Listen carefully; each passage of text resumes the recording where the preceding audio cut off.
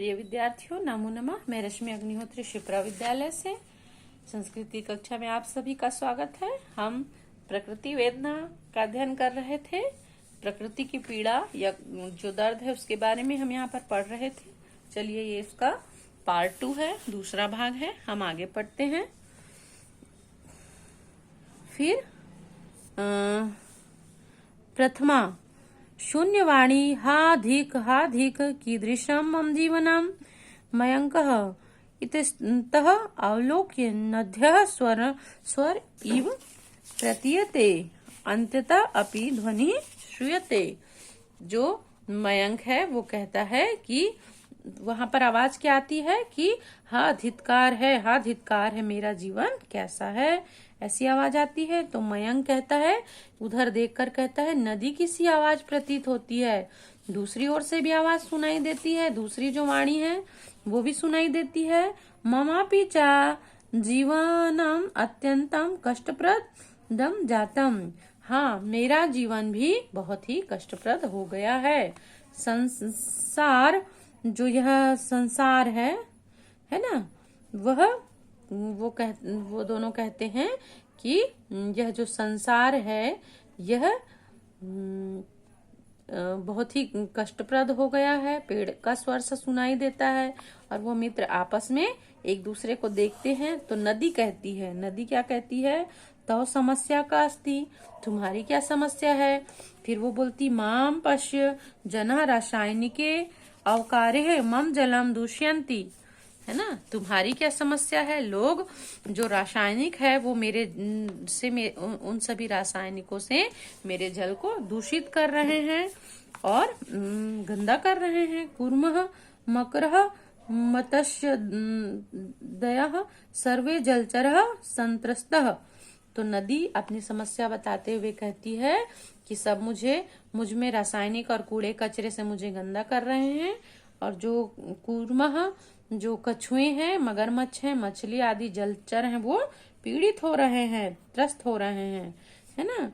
तो वृक्ष कहताम सत्यम तव कथनम परम मम व्यथा त्वत्यो अपि अधिकः। लेकिन तुमसे मेरी व्यथा, मेरा दुख ज्यादा है। त्वम प्रवहन्ति जीविता तु असि परम निरंतरम कर्तनेन वयम तु समूलः एव नष्टः भवाम।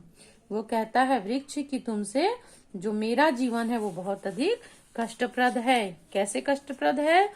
वो बताता है कि तुम बहती हुई जीवित तो रहती हो, लेकिन लगातार मुझे काटे जाने से मेरा अस्तित्व ही समूल नष्ट हो रहा है, अर्थात मुझे काटा जाता है।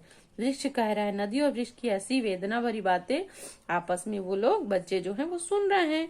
मयंक कहता है कि नदी वृक्ष छादयः प्रकृतेः उपहारः किंतु अस्माभिः एते कीदृशी दशा प्रापितः। मयंक कहता है कि यह जो नदी है ना, यह प्रकृति का उपहार है, परंतु हमसे ये कैसी दशा प्राप्त हो हमारी वजह से इनकी कैसी दशा हो गई है। संयोग कहता है कि आम पश्य तटे वर्तुलाकारेण स्थितेयं वृक्षावलिः मनसि एतावली व्यथा वहन्त्यो अपि समागतेभ्यः फलानि अर्पयन्ति। संयोग कहता है कि हाँ देखो, किनारे पर गोलाकार वृक्ष के ये पेड़ों की जो पंक्ति है, मन में कितनी पीड़ा होती है, होते हुए भी अतिथियों को फल देते हैं। यह जो वृक्ष है, ये देखो मन में इनके कितनी पीड़ा है, फिर भी ये अतिथियों को अपने फल देते हैं। ठीक है। फिर मयंक निदाधे अश्मिनेशा नदी अपि स्वशीतलेन जलेन अस्मान् आनंदयति। अहम अनुभवामि यत् येन केन प्रकारेण वृक्षकर्तनं जल प्रदूषणश्च अवरोधनीयम् अयमेव अस्माकं संकल्पः स्यात्। वह कहता है, मयंक कहता है, क्या कहता है कि इस भीषण गर्मी में यह नदी भी अपने ठंडे जल से हमें आनंद प्रदान कर रही है। फिर शशांक कहता है कि हम अहम अनुभवामि, मैं अनुभव कर रहा हूँ कि किसी भी प्रकार पेड़ों का काटा जाना और जल प्रदूषण को रोका जाना चाहिए। यही हमारा संकल्प होना चाहिए। मतलब हम सभी को यह दृढ़ संकल्प लेना चाहिए, निश्चय करना चाहिए। मयंक कहता है, क्या कहता है? साधु सही वयम मिलित्वा एत एतदर्थ जन जागरणाय प्रयत्नं करिष्यामः। उक्तं च परोपकाराय सन्तं विभूत्यः। अच्छा, हम सभी को मिलकर ऐसा जन जागरण करने का प्रयास करना चाहिए, है ना। मतलब प्रयास करेंगे। और कहा गया है कि सज्जनों की संपत्ति, जो सज्जन होते हैं उनकी संपत्ति दूसरों की भलाई के लिए होती है।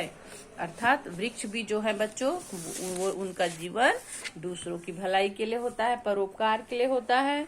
तो हमें प्रदूषण को रोकने के लिए अपनी अपनी नदियों, सरोवरों और वृक्षों को सुरक्षित रखना होगा, अपने पर्यावरण को सुरक्षित रखना होगा। धन्यवाद।